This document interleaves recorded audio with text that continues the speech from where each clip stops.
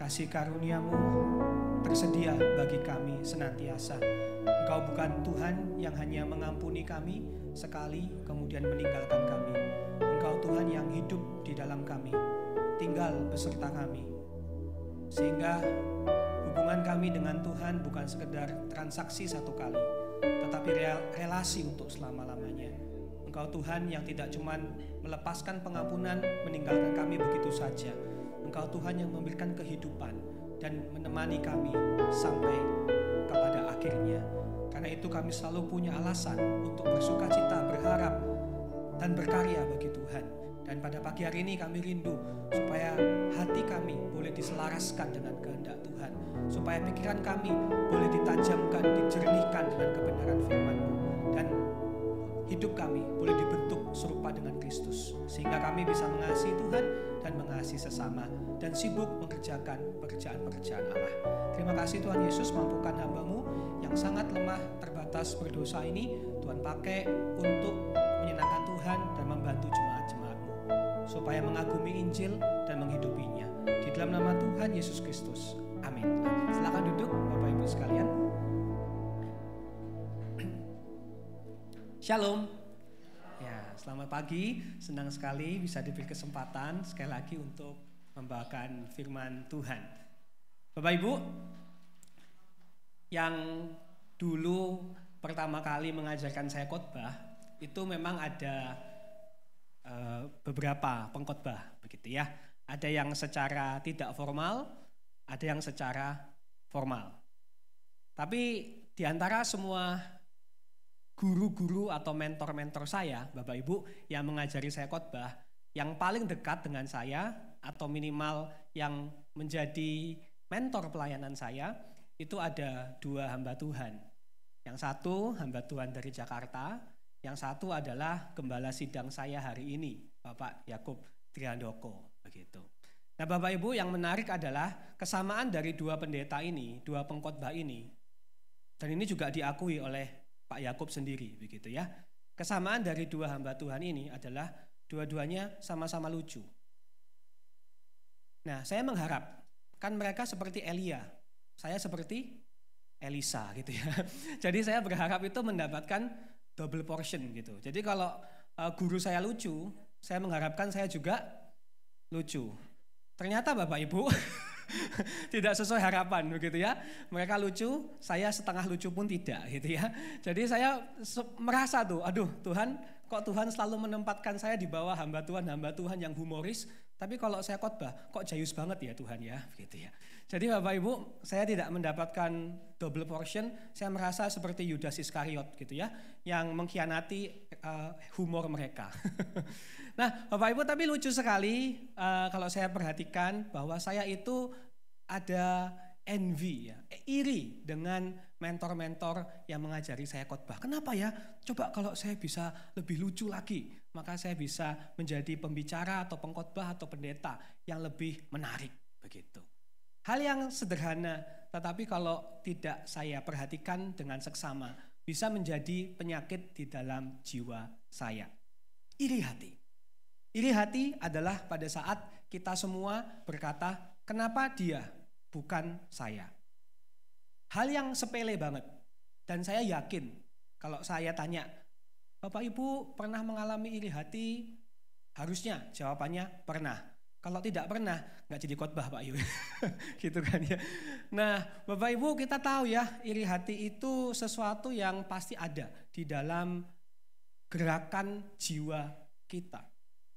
Iri hati ada dalam keseharian kita. Pada saat kita bertanya, kenapa kok dia yang dapat? Kenapa kok saya nggak dapat? Kenapa kok dia yang dapat promosi? Saya kok nggak dapat promosi? Pernah Bapak Ibu di sini yang mungkin bekerja, Bapak Ibu sudah bekerja 20 tahun, tiba-tiba ada anak muda masuk, gaji pokoknya lebih tinggi daripada Bapak Ibu. Langsung Bapak Ibu merasa, gila gue 20 tahun kerja, naik gaji aja nggak pernah, tunggu Tuhan Yesus datang gitu kan. Ini ada orang baru langsung dikasih gaji setinggi langit. Atau pernahkah Bapak Ibu melihat, wah anak dia kok pinter-pinter ya, anakku kok biasa aja ya. anaknya kok lebih bagus ya daripada anak saya. Yang bagus dari anak saya mungkin namanya aja bagus gitu misalnya gitu ya. Nah Bapak Ibu, hal-hal seperti ini bisa terjadi. Kenapa kok dia dapat pujian? Kenapa yang dia dihargai? Kenapa kok yang dia dapat warisan? Kenapa bukan saya? Bapak Ibu, iri hati menjauhkan kita dari Tuhan. Iri hati melahirkan dosa-dosa baru lainnya. Lebih lagi, jika kita tidak menata hati kita, iri hati membuat diri kita ini lelah, rusak, bahkan bisa menyakiti orang lain. Ayo Bapak Ibu, kita sama-sama ya melihat bagaimana Injil berbicara tentang gejala yang saya yakin umum sekali di semua orang, tidak terkecuali di dalam hati orang Kristen. Bahkan kita bisa merasa, aku kan anak Tuhan, kok aku gak mendapat lebih banyak berkat daripada mereka yang gak kenal Tuhan. Karena aku udah percaya Yesus, kan sudah ikut firman Tuhan. Kenapa kok berkatnya Tuhan kayak di korting gitu, di diskon gitu. Sedangkan orang lain hidupnya sembarangan dapat semua berkat. Yuk Bapak Ibu kita lihat sama-sama dari kisah yang sangat terkenal sekali dari 1 Samuel pasal 18. Saya membaca dulu ya dari ayat 7 sampai 9, tapi nanti kita akan melihat dari slide. Jadi tidak apa-apa teman-teman di belakang, saya bacakan sedikit nanti ngikutin ini ya. Saya akan membaca dari 1 Samuel 18 ayat 7 sampai 9 supaya Bapak Ibu dan teman-teman semua mendapatkan konteksnya, tapi nanti kita akan melihat beberapa ayat lebih banyak ya. Ini sebagai pendahuluan saja. 1 Samuel 18 ayat 7 sampai 9. Dengarkanlah firman Tuhan. Dan perempuan yang menari-nari itu menyanyi berbalas-balasan katanya, Saul mengalahkan beribu-ribu musuh, tetapi Daud berlaksa-laksa. Lalu bangkitlah amarah Saul dengan sangat, dan perkataan itu menyebalkan hatinya. Sebab pikirnya, kepala Daud diperhitungkan mereka berlaksa-laksa, tetapi kepadaku diperhitungkannya beribu-ribu. Akhir-akhirnya jabatan raja itu pun jatuh kepadanya.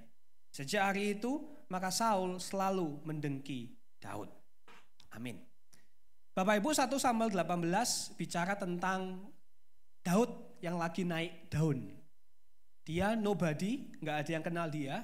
Tiba-tiba di 1 Samuel 17 dia mengalahkan raksasa bernama Goliat.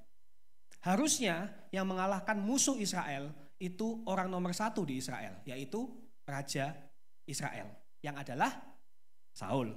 Tapi kita tahu Saul gak berani maju, gak ada yang berani maju. Yang berani maju dan mengalahkan Goliat adalah Daud. Nobody menjadi somebody, bahkan tidak bisa lagi dihiraukan gitu ya. Nah, saking Saul ini senang sama Daud juga, awalnya Daud itu diundang sama Saul tinggal bersama dengan dia. Ya maksudnya kamu masuk inner circle gitu ya. Lingkaran paling dalamku, itu yang dikatakan 1 Samuel 18 ayat yang ke-1 dan 2. Tetapi di sini Bapak Ibu, kita mulai melihat racun hati gitu ya, seorang Raja Saul, karena dia mulai merasakan ancaman dari keberhasilan, kehebatan Daud. Dari sini saya akan menjelaskan beberapa unsur iri hati sebagai diagnosa kita masing-masing. Dan nanti pada akhirnya saya akan memberikan beberapa obat-obat Injil. Nah, mari Bapak Ibu kita melihat dari ayat yang ke-6, ayat yang ke-7 ya. Jadi dikatakan, tetapi pada waktu mereka pulang, ketika Daud kembali sesudah mengalahkan orang Filistin itu, ya kan, Goliat, keluarlah orang-orang perempuan dari segala kota Israel menyongsong siapa? Raja Saul. Menyongsongnya Raja Saul loh padahal. Sambil menyanyi dan menari-nari dengan memukul rebana dengan bersukaria dan dengan membunyikan gerincing. Dan perempuan yang menari-nari itu menyanyi berbalas-balasan katanya, Saul mengalahkan beribu-ribu musuh tetapi Daud berlaksa-laksa. Nah Bapak Ibu berhenti di sini ya, makasih sini aja gak apa-apa. Perhatikan Bapak Ibu sebenarnya memang kalimat ini itu terkesan kalau dibaca begitu saja, sepertinya perempuan-perempuan ini membanding-bandingkan Saul dan Daud, betul ya? Sebetulnya memang agak mengecoh kita, karena kalau saya baca, Saul mengalahkan beribu-ribu musuh, tetapi gitu kan, Sayangnya Bapak Ibu di Ibraninya nggak ada kata tetapi. Ya, di Ibraninya nggak ada kata tetapi. Jadi kita mudah terkecoh. Seakan-akan tuh perempuan-perempuan dan orang Israel tuh lebih suka Daud. Enggak. Jadi mereka cuma bilang Saul mengalahkan segini, Daud mengalahkan segini. Mereka hanya menyampaikan sebuah fakta. Itu pertama. Yang kedua, Bapak Ibu, ini tuh ibaratnya adalah puisi Ibrani. Jadi memang garis yang pertama dijelaskan oleh garis yang kedua, gitu. Intinya, menurut saya ada kemungkinan besar para perempuan ini tidak punya niat jahat. Saya merasa para perempuan ini hanya memuji, gini loh, Israel luar biasa, Tuhan menyertai kita. Kita punya Raja Saul yang mengalahkan beribu-ribu, dan kita juga punya pahlawan baru, Daud, yang mengalahkan berlaksa-laksa, gitu loh ya. Lagi pula perhatikan, Saul disebutkan dulu, ya kan? Menyongsong Raja Saul, berbalas-balasan Saul gitu loh.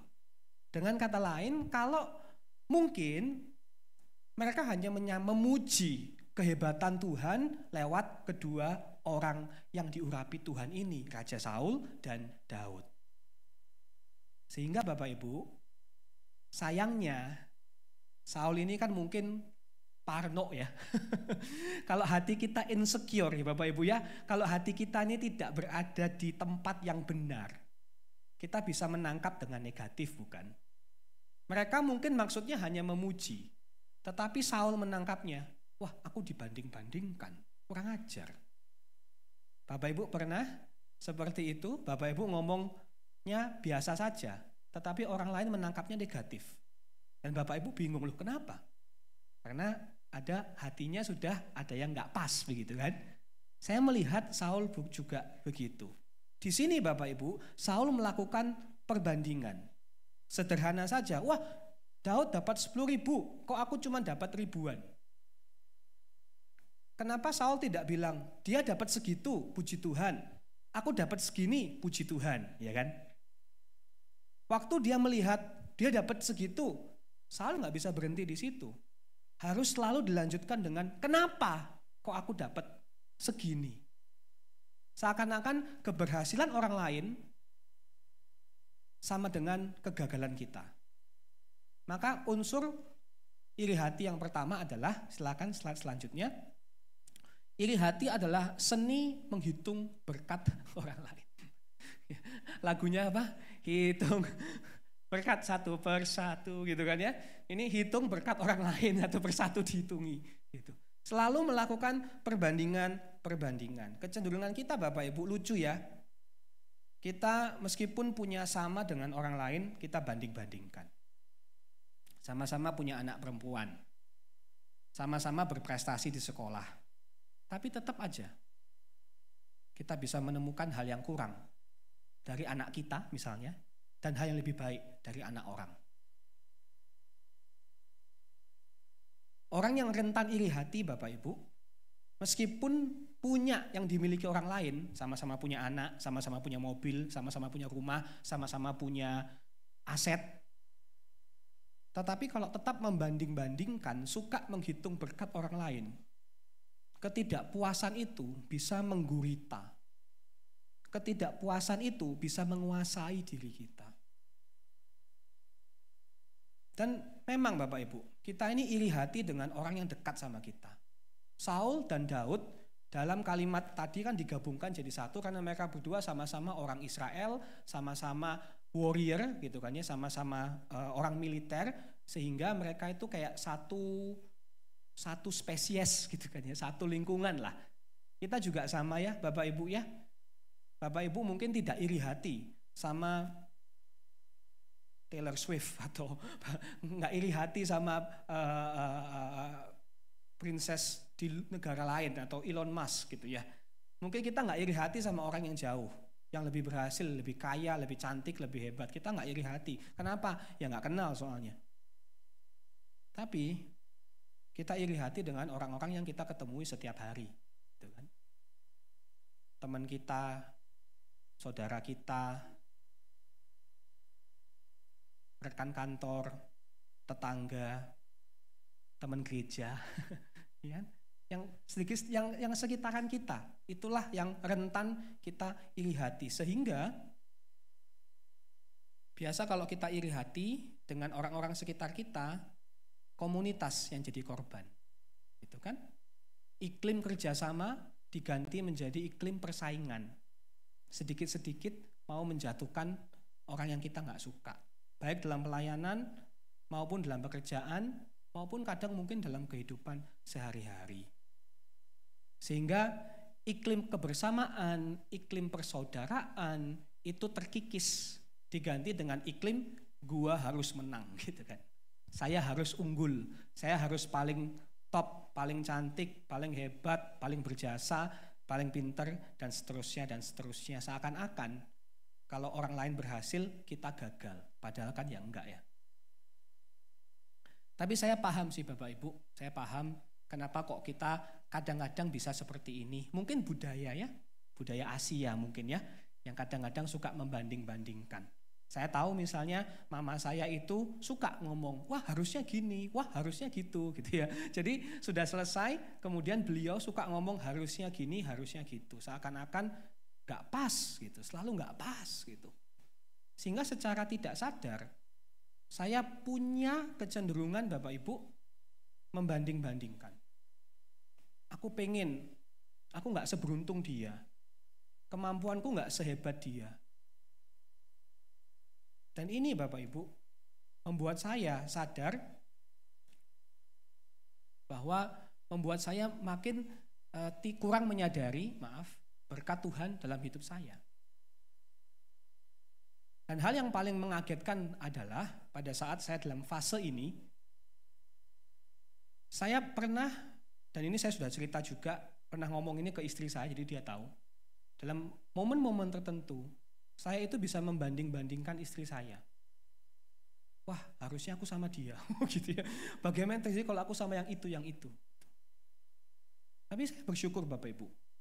Pada saat saya masuk ke dalam momen seperti itu, ada satu kalimat yang saya selalu pegang. Yaitu ini yang mungkin saya pernah cerita di sini saya lupa. Tapi saya selalu bilang gini sama hati saya dan istri saya tahu. Istri saya by the way namanya Caroline, gitu kan ya. Ada nggak wanita yang lebih cantik dari Caroline? Pasti. Ada nggak wanita yang lebih pintar dari Caroline? Pasti. Ada nggak yang lebih baik, yang lebih kurus, yang lebih hebat, yang lebih kaya, yang lebih rohani? Semua jawabannya pasti. Saya langsung gitu, pasti ada. Apalagi bertambah usia kan ya nggak tambah cantik, betul ya? Tapi kok keras sekali ya. Sangat jujur, terima kasih. Nah, tapi Bapak Ibu, meskipun saya sangat menyadari, iya, di luar sana banyak perempuan yang superior daripada istri saya, tetapi I don't care. Dia tetap pilihanku. Kenapa? Karena dia adalah berkat Tuhan bagi saya.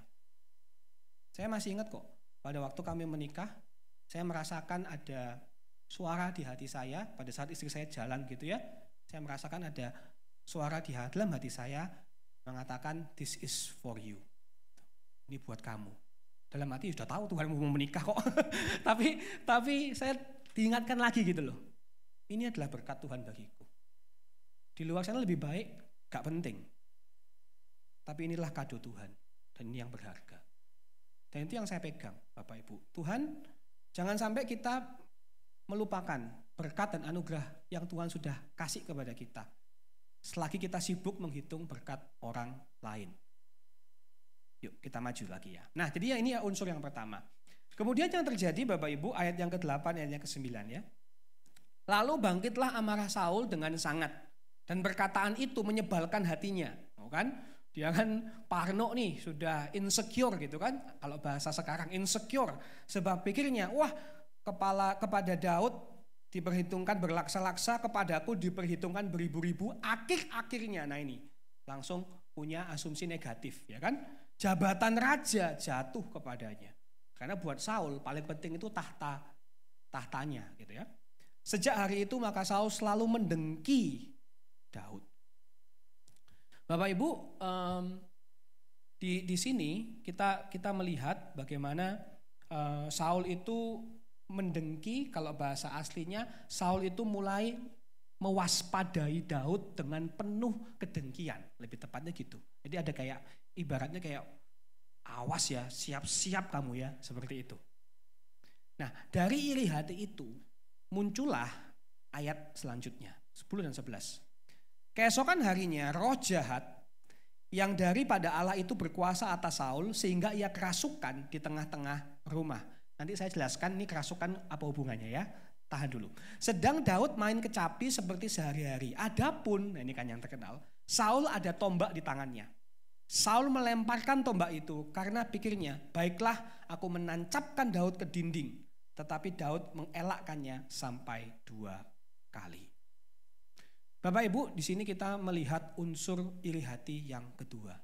Iri hati bukan cuma hitung berkat orang lain, aku mau apa yang kamu mau, aku mau apa yang kamu miliki. Tetapi iri hati bisa bergeser menjadi aku nggak suka kamunya. Aku nggak suka kamu. Kalau kamu punya, aku juga harus punya. Atau sebaliknya, lebih tepatnya, kalau aku nggak punya, kamu juga nggak boleh punya. Jadi bergeser dari iri kepada possession, barang yang dimiliki, menjadi benci, kesel, jengkel, nggak suka sama orangnya yang memiliki apa yang Anda ingin miliki. Maka unsur yang kedua, terima kasih, iri hati melihat orang lain sebagai ancaman, bukan ciptaan Tuhan, apalagi saudara di dalam Kristus.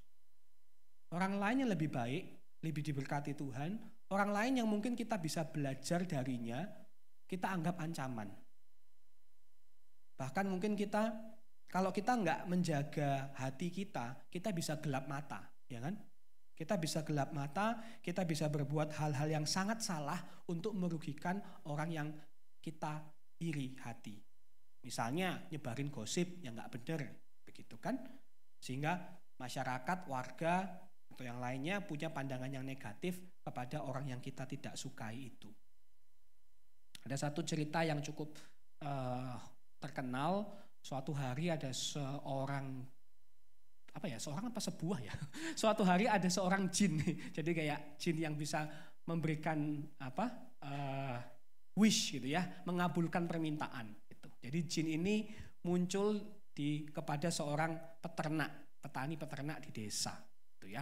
Kemudian jin ini bilang, apapun yang kamu mau, aku akan mengabulkan. Satu permintaan akan aku kabulkan. Itu.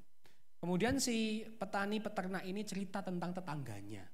Wah, tetangga saya itu punya sapi yang gemuk, yang besar. Sapinya itu setiap hari memberikan susu yang berlimpah kepada semua keluarga tetangga saya. Sapi itu juga baik, menjadi kesukaan, diajak mainan sama anak-anak satu kampung. Sapi itu menjadi juara di kampung, kita semua suka sama sapi itu. Kemudian si jinnya bilang sama petani dan peternak itu, oh gitu ya, jadi kamu mau sapi juga? Kemudian si petani menjawab, oh enggak, saya enggak perlu sapi, saya mau Anda membunuh sapi tetangga saya. Gitu. Ya kan? Kalau saya enggak bisa punya, kamu jangan punya. Iri hati Bapak Ibu adalah sebuah dosa yang punya konsekuensi yang luas. Jika itu berhubungan dengan uang, bisa menuntun kepada pencurian. Jika iri hati berhubungan dengan kedudukan, bisa membawa kita punya ambisi yang jahat. Jika iri hati berhubungan dengan pengen memiliki seseorang, bisa menyeret kita kepada dosa-dosa seksual. Kita melihat orang lain sebagai ancaman. Padahal kita lupa, dunia yang Tuhan ciptakan adalah dunia di mana Tuhan memang membagikan berkat-berkatnya secara luar biasa. Masih ingat cerita Tuhan Yesus, dia kasih orang, ada yang dikasih 1 talenta, ya kan? 2 talenta, 5 talenta. Kenapa kok nggak semuanya 5 talenta? Kenapa kok nggak semuanya 10 talenta? Kita nggak tahu. Tetapi itulah Bapak Ibu yang saya sebutkan dengan ekonomi kasih karunia Tuhan gitu. Memang Tuhan itu suka memberi dengan cuma-cuma, memberi dengan beragam, memberi dengan tidak hitung-hitungan, bahkan memberi kepada orang yang kita nggak sukai. Bukan karena orang itu layak, tetapi karena Tuhan kita murah hati. Kita harus berdamai dan menerima dengan sukacita. Kita punya Tuhan yang memang murah hati dalam berkatnya. Dia kasih berkat aja. Sama orang jahat, sama orang baik, Tuhan kasih. Ada yang 1 talenta, ada yang 2, ada yang 5. Di dalam gereja Tuhan ada yang kepala, ada yang jadi mata, kuping, tangan, kaki, ya kan, beda-beda tuh. Maka kita belajar apa nih yang perlu kita perbaiki. Anyway, ini unsur yang kedua. Hati-hati Bapak Ibu, iri hati yang tadinya mengingini milik orang lain bisa bergeser menjadi melihat orang lain menjadi ancaman. Nah, yuk Bapak Ibu, kita teruskan sedikit lagi. Tadi saya bilang bahwa teks ini memakai bahasa Saul kerasukan roh jahat. Nah, saya nggak akan menjelaskan panjang lebar, loh kok bisa, katanya orang Kristen nggak bisa kerasukan. Ya, ini perjanjian lama jadi agak beda caranya, tapi for the sake of time, saya kasih saja poinnya apa. Kenapa kok pakai Saul kerasukan roh jahat? Kok roh jahat bisa masuk, jadi roh Tuhan kok bisa on and off, bisa check in, check out gitu, gitu ya. Bapak Ibu bingung loh. Kalau katanya perjanjian baru, Roh Kudus tinggal di dalam kita. Nah, begini Bapak Ibu. Kerasukan roh jahat itu untuk menyatakan bahwa Saul telah diperbudak oleh iri hati. Ya. Dengan kata lain, awalnya Saul itu mungkin memang iri hati udah pasti. Tetapi karena iri hati itu tidak diproses dengan sehat, lama-kelamaan dari Saul punya iri hati menjadi iri hati menguasai Saul. Gitu kurang lebih. Ya. Jadi pada awalnya dimulai kita memiliki iri hati, tetapi semakin kita masuk ke dalam iri hati, kemarahan, kedengkian, maka pada akhirnya iri hati itulah yang memiliki kita, menguasai kita, merasuki kita. Maka di sini kita bisa melihat, lanjut ayat yang ke-12. Saul menjadi takut kepada Daud karena Tuhan menyertai Daud. Sedang daripada Saul, ia telah undur, Tuhan telah undur. Kalimat ayat 12 ini sangat sedih ya. Tuhan menyertai Daud. Harusnya kalau kita melihat Tuhan menyertai seseorang, kita ikut senang. Tetapi Saul sikapnya kebalikan. Orang lain senang, dia sedih. Sebaliknya, orang lain sedih, mungkin dia akan senang. Kenapa? Kerasukan sudah, tanda kutip ya. Iri hati sudah menguasai hati dia. Dan apa yang kemudian terjadi? Ini yang selanjutnya. Sebab itu Saul menjauhkan Daud dari dekatnya dan mengangkat dia menjadi kepala pasukan 1000. Sehingga ia berada di depan dalam segala gerakan tentara. Nah perhatikan, Saul menjauhkan Daud. Ini benar-benar merasa ironis ya. Tuhan menyertai Daud.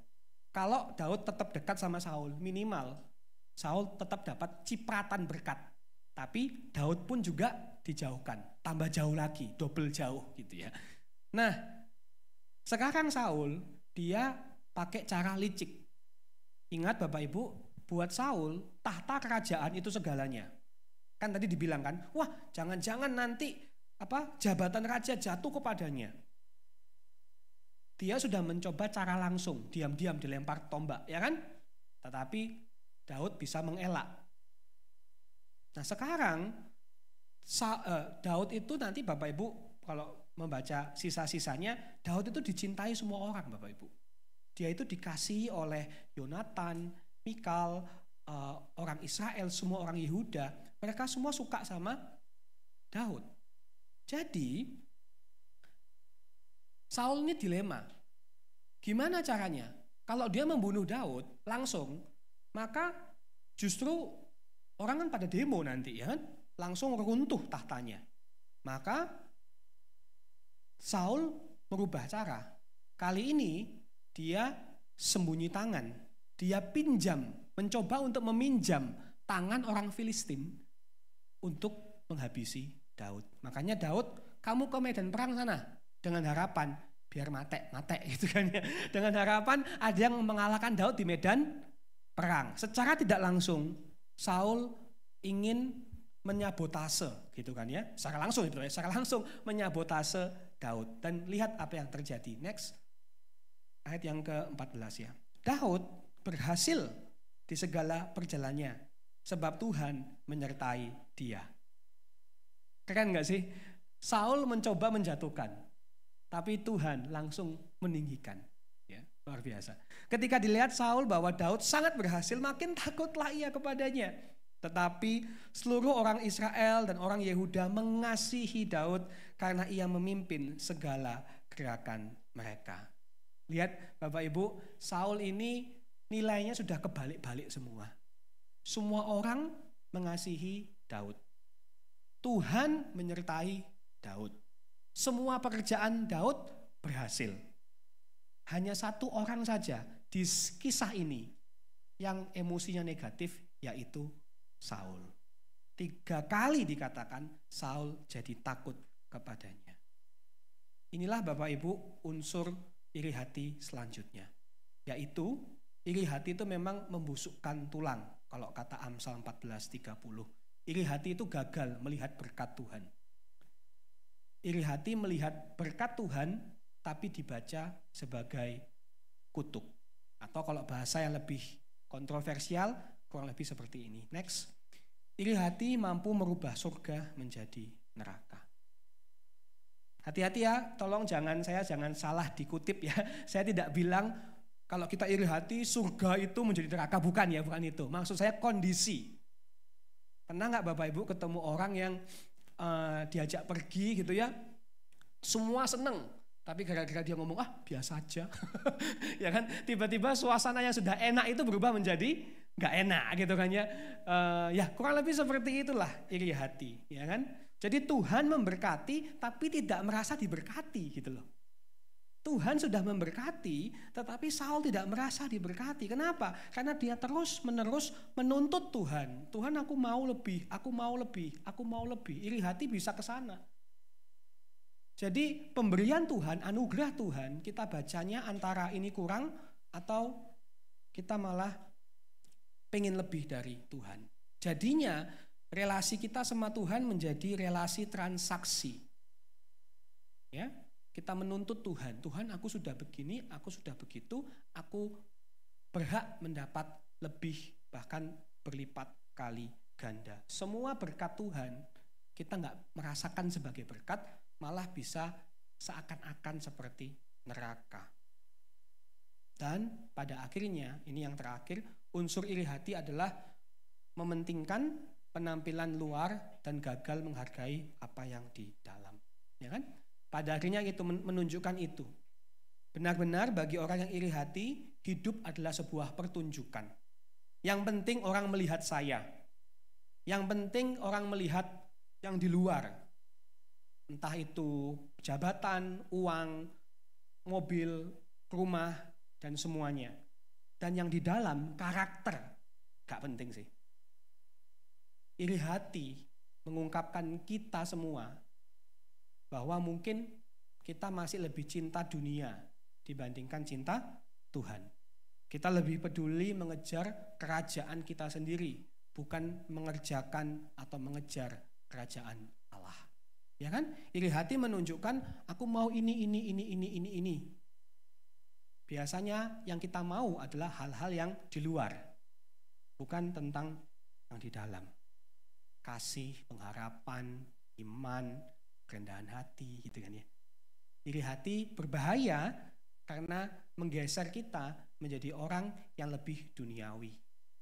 Orang yang lebih mencintai dunia daripada Tuhan. Nah Bapak Ibu, biarlah ini menjadi evaluasi kita. Ya.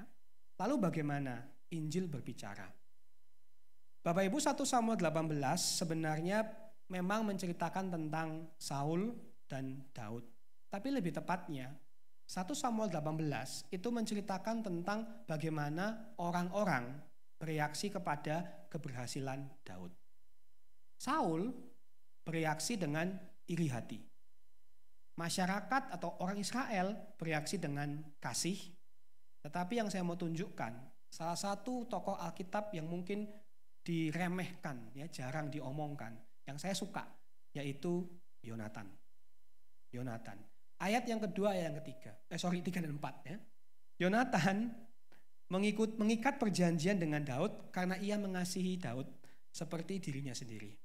Yonatan menanggalkan jubah yang dipakainya dan memberikannya kepada Daud, juga baju perangnya, sampai pedangnya, panahnya, dan ikat pinggangnya.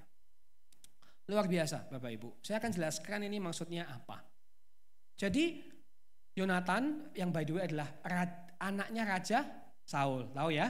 Yonatan anaknya Raja Saul gitu. Mereka berdua melihat orang yang sama, Daud. Mereka berdua sadar, Daud ini berprospek, berpotensi, bahkan bisa jadi raja berikutnya. Dan mereka berdua adalah orang-orang yang paling terkena dampak negatif jikalau Daud benar-benar jadi raja, ya kan? Dalam hal ini kita bisa mengatakan Yonatan lebih sial daripada Saul. Kenapa? At least Saul sudah jadi raja, ya kan? Saul sudah jadi raja, dia sudah menikmati, dihormati, punya kekayaan gitu kan, menang perang dan lain sebagainya. Nah, kalau suatu hari Saul pensiun, ya gak apa-apa, minimal dia sudah pernah jadi raja. Namanya tertulis Raja Saul gitu kan. Sedangkan Yonatan, dia siapa? Crown Prince, ya kan? Putra mahkota. Seumur hidupnya ngapain? Mempersiapkan diri sebagai raja. Dia belum menjadi raja. Maka kalau Daud sungguh jadi raja, seakan-akan seluruh masa lalu Yonatan itu kayak gak berguna gitu.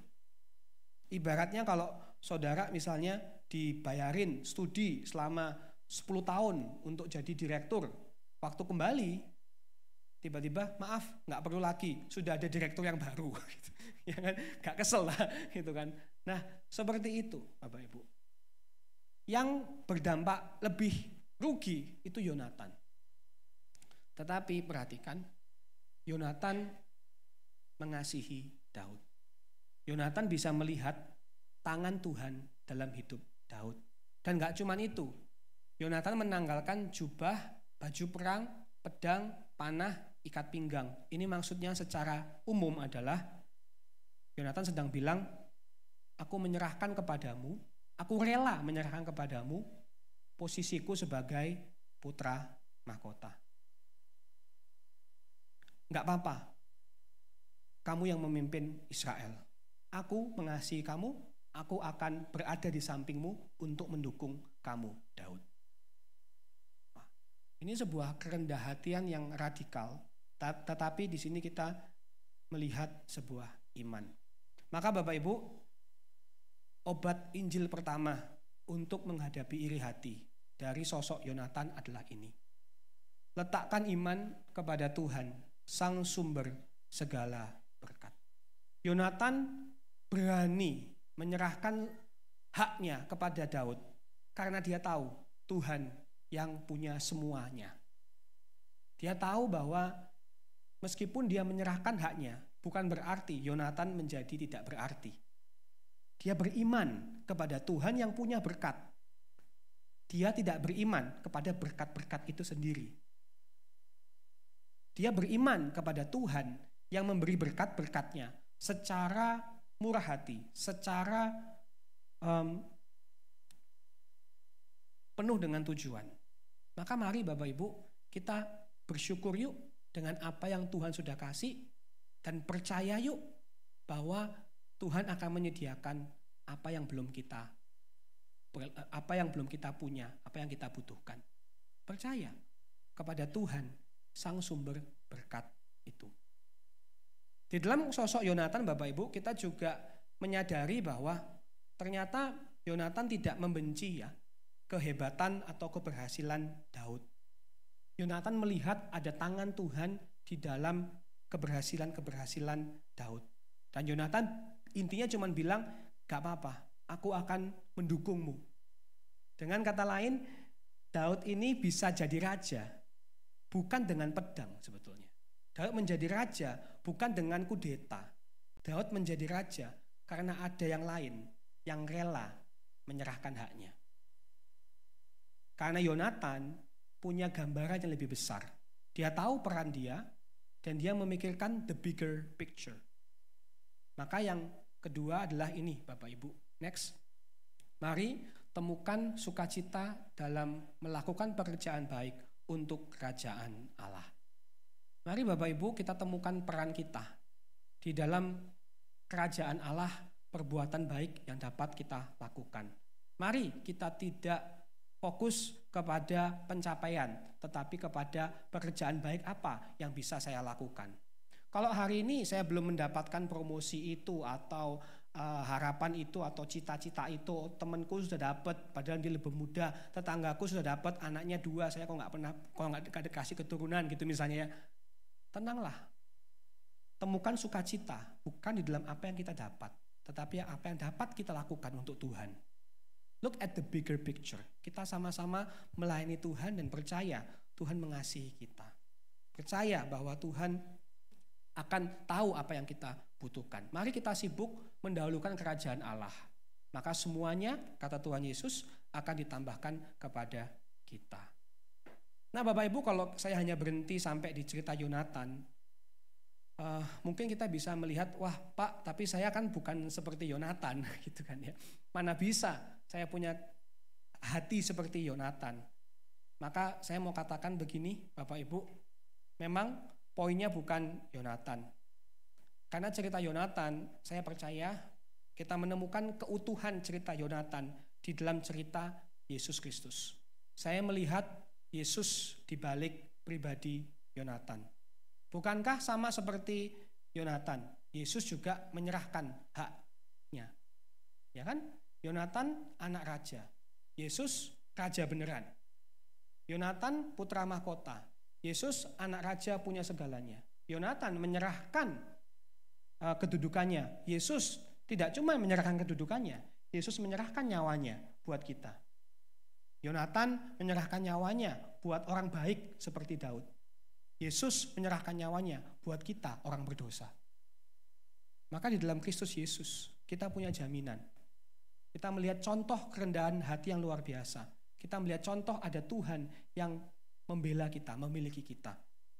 Maka saya mau tutup dengan kalimat ini Bapak Ibu. Yang terpenting bukan apa yang kita punya, tetapi siapa yang mempunyai kita. Kita adalah milik Kristus, Juru Selamat yang setia. Orang yang iri hati selalu ribut mengenai dia punya apa, dia dapat apa. Dia kurang sadar, dia punyanya siapa gitu ya. Tadi sudah disinggung di dalam salah satu kalimat dari WL kita bahwa kita tuh miliknya Tuhan. Itulah penghiburan kita, itulah kekuatan kita. Itulah jaminan kita. Bapak, Ibu, dan saya bukan milik kita sendiri. Anda dan saya adalah milik Yesus Kristus, Juru Selamat yang setia. Amin. Mari kita berdoa. Terima kasih Tuhan untuk firman hari ini. Ampuni kami jika kami masih menyimpan iri hati yang membusukkan tulang kami, yang membuat kami susah tidur, yang membuat kami khawatir, yang membuat kami gak bisa berhenti membanding-bandingkan, yang membuat kami merasa, aduh hidupku gak seberuntung dia ya. Yang membuat kami mungkin meragukan kebaikan Tuhan. Tuhan gak salah kamar tak kasih berkatnya. Tuhan ampuni kami jika hati kami seperti ini. Bahkan mungkin kami sampai membenci atau gak suka sama orang yang Tuhan berkati. Padahal orang itu mungkin orang yang baik, orang yang cinta Tuhan. Ampuni kami ya Tuhan. Ajari kami untuk beriman kembali kepadamu. Karena Engkaulah yang punya semua berkat. Engkaulah sumber segala kebaikan. Tolonglah kami ya Tuhan untuk menemukan sukacita kami dalam perbuatan-perbuatan baik untuk kerajaan Allah. Biarlah kami sibuk do things for God, melakukan sesuatu untuk Tuhan, bukan sibuk mencari dan mencari. Karena kepuasan kami kadang-kadang gak ada henti-hentinya. Kami dapat pun belum tentu kami puas. Tolonglah kami supaya lebih sibuk mendahulukan kerajaan Allah. Karena kami percaya Tuhan akan menyertai dan mencukupkan kami. Dan kami pada akhirnya Tuhan kami menyerahkan hidup kami sekali kepadamu. Mungkin banyak hal yang kami gak miliki hari ini. Mungkin masa depan kami juga kami nggak mendapatkan apa yang kami harapkan. Mungkin orang lain akan lebih berhasil dari kami semua. But that's not the most important thing. Itu bukan yang paling penting dalam hidup kami. Kami mungkin tidak akan sehebat, sekaya, secantik, seheboh orang lain. Tetapi kami milik Tuhan, dan itulah yang paling berharga. Itulah yang paling membahagiakan kami. Itulah yang membuat kami bisa bangun setiap hari, melakukan aktivitas kami, hidup bagi Tuhan. Kami milik Tuhan. Yesus adalah piala dan warisan kami, sehingga kami bisa punya alasan setiap hari untuk memuji Tuhan. Tolong ya Bapa, arahkanlah hati kami bukan kepada apa yang kami nggak miliki, tetapi kepada Kristus dan semua berkat yang Tuhan sudah sediakan, dan semua berkat yang Tuhan akan sediakan. Terima kasih ya Bapa. Ubahkanlah hati kami untuk memandang kepada Kristus. Ingat kami milik Kristus, dan itu lebih dari cukup. Di dalam nama Tuhan Yesus Kristus. Amin.